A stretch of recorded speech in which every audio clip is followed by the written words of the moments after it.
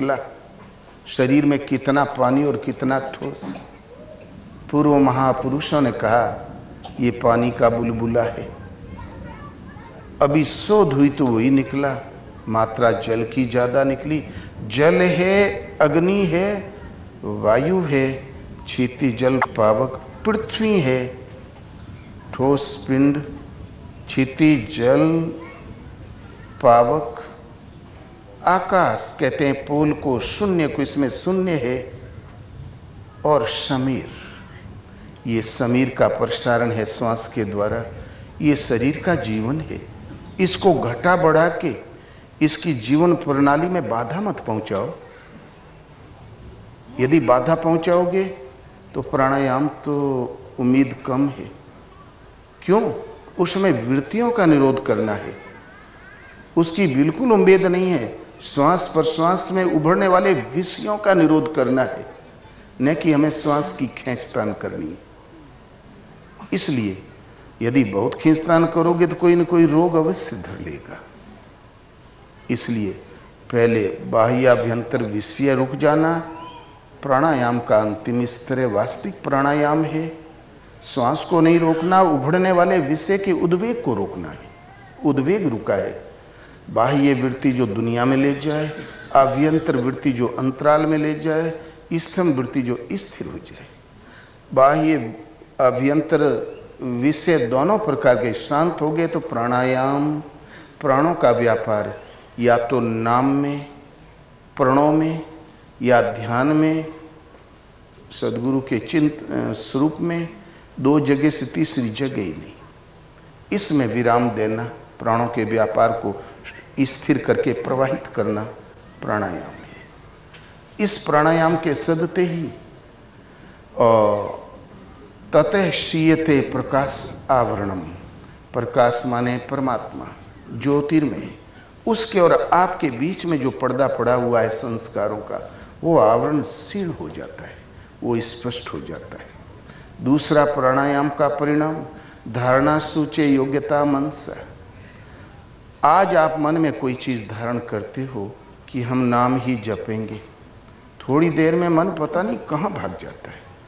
हम स्वरूप देखेंगे, 2-10 मिनट के बाद में पता नहीं मन कब भाग जाता है, वो धारण नहीं कर पाता, मन में टिका नहीं पाता। किंतु जो प्राणायाम ने बाह्य विषय उद्वेग पैदा करते हैं, आभ्यंतर विषय ही जागृत होते हैं, तो प्राणों का व्यापार शांत प्रवाहित है। एक प्राणों में जब उद्वेग पैदा ही नहीं होता तो जब चाहोगे तब धारण कर लोगे। आप नाम में टिकाओगे तो सूरत टिकी ही रह जाएगी। तो धारणा सूचे योग्यता मनसा, ध्यान में स्वरूप देखोगे तो सूरत वहां टिकी ही रह जाएगी। आईने में शीशे में अपना जैसा मुंह दिखाई देता वैसे ही स्पष्ट बना रहेगा। धारणा सूचे योग्यता मनसा। इस प्रकार योग साधना का एक अंग है प्राणायाम। हमें इसमें वृत्ति का निरोध करना है, भले बुरे जो विषयों का संचार है उसका निरोध करना है, न कि श्वास की खींचतान। जो अर्थ गीता का है वही महर्षि पातंजलि का, और ये बड़ा सरल है। श्वास को ने घटाओ ने बढ़ाओ, शांत बैठ जाओ, देखो श्वास कब अंदर गई, कितनी रुकी, कब बाहर आई, कितनी रुकी, इसे जानो। जब मन देखने लगे, जानने लगे, तो आहिस्ते से चिंतन से नाम ढाल दो। श्वास आई तो ओम, गई तो ओम। कुछ दिन ढालना पड़ेगा। फिर चिंतन का एक स्तर है पश्यंती वाणी का जाप, उसके जागृत होते ही श्वास में ढला ढलाया नाम है वो जागृत हो जाएगा। श्वास सिवाय नाम के और कुछ कहती ही नहीं। केवल मन को दृष्टा रूप में खड़ा कर दो, ये देखा भर करे। जहां वो श्वास वाला नाम जागृत हुआ, एक बार सूरत लगा दो तो रिनक दिनक धुनी अपने से उठे, सहज धुनी प्रवाहित हो जाएगी। लोग कहते हैं बुद्ध कोई और थे, वो तो कुछ थे ही नहीं हमारे। लेकिन भगवान बुद्ध उनके पिता जब बीमार पड़े तो बुलवाया, गए। बुद्ध ने कहा राजन आप प्रणव का जाप करें, श्वास पर दृष्टि रखें, आप श्वसन क्रिया पर ध्यान केंद्रित करें। देखो आपके साथ साथ हम भी श्वसन क्रिया का ध्यान करते हैं। वही गीता वाला श्वसन क्रिया, प्राणों का जाप, प्राणों के व्यापार को, अंतःकरण की हलन चलन को प्राणों में निरोध करो।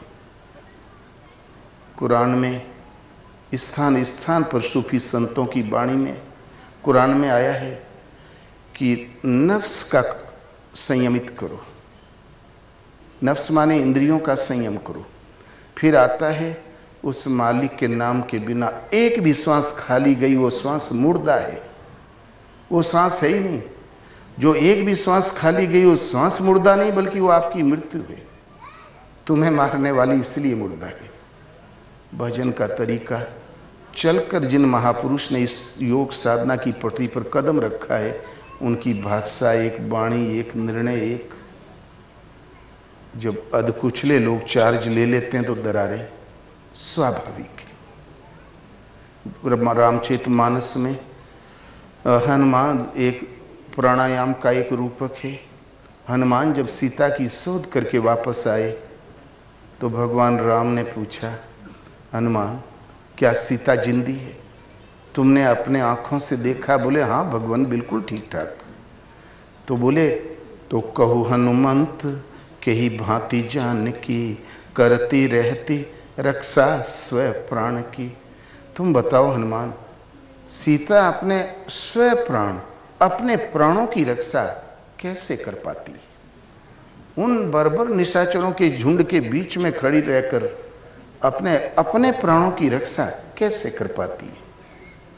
तो हनुमान जी ने विधि बताया, नाम पाहरु दिवस निसी, ध्यान तुम्हार कपाट, लोचन निज पद जंत्रित, जाहि प्राण के ही बाट। और नाम का तो अहरनिश पहरा लगा हुआ है। नाम पाहरु दिवस निसी, जागत में सुमिरन करे, सोवत में लो लाए, सूरत डोर लागी रहे, तार टूट ना जाए। जब तक जागो सुमिरन करो, सोवो तो लो लगा के, जब लो लग जाए चिंतन में तब निद्रा लाभ करो। सो के उठो तो सूरत वहीं लगी मिले, 8 पहर लागा रहे, तार टूट ना जाए। भगवान बुद्ध कहते हैं, भिक्षुओं जब तक जागो योगाचार में रहो, सो तो सूरत लगा के स्मृति के साथ शयन करो, जिससे कि निद्रा में भी कोई अनर्थ न हो जाए, अन्य विकल्प न खड़े हो जाए, अन्य चिंतन विकार ने उभड़ आए। स्वप्न में भी कदाचित दिखाई पड़े तो भगवान की साधना की गतिविधियों का विस्तार दिखाई पड़े। तो माता सीता नाम पाहरु दिवस निसी, अहरनिश नाम का पहरा लगा है। ध्यान तुम्हार कपाट, आपके चरणों का ध्यान किवाड़ी लगी हुई है, किंतु ध्यान भी धर रहे हैं, नाम भी है, और कहीं इच्छा भटक गई तो गड़बड़ हो जाएगा। इसलिए लोचन निज पद जंत्रित, जाहि प्राण के ही बाट। दृष्टि, एक तो ये आंखें नहीं देखती, विचार देखती है, उनकी दृष्टि, मन की दृष्टि निज पद जंत्रित, अपना लक्ष्य, अपना ध्येय, अपने आराध्य उस सूरत उन पर टिकी हुई है, वही ताला लगा है। लोचन निज पद जंत्रित, अपने ध्येय पर, अपने लक्ष्य पर दृष्टि टिकी हुई है, वहां से हटे तो दूसरा चिंतन आवे। तो अब आप ही बताओ, प्राण जाए तो किस रास्ते से? इसका नाम है प्राणायाम। लेकिन हम जब गुरु महाराज की शरण में आए नहीं थे, उससे पहले पहली साधना हमको प्राणायाम सीखने को मिला। एक सज्जन ने हमको बताया कि हमारे चाचा 1 घंटा तक श्वास को रोक के रखते। हमने पूछा आप? बोले 15 मिनट। हमें भी सिखा देंगे? बोले जरूर। श्वास जितनी देर खींचो। हम चिंता में पड़ गए। उस समय पानी में डूब के कितनी देर तक पानी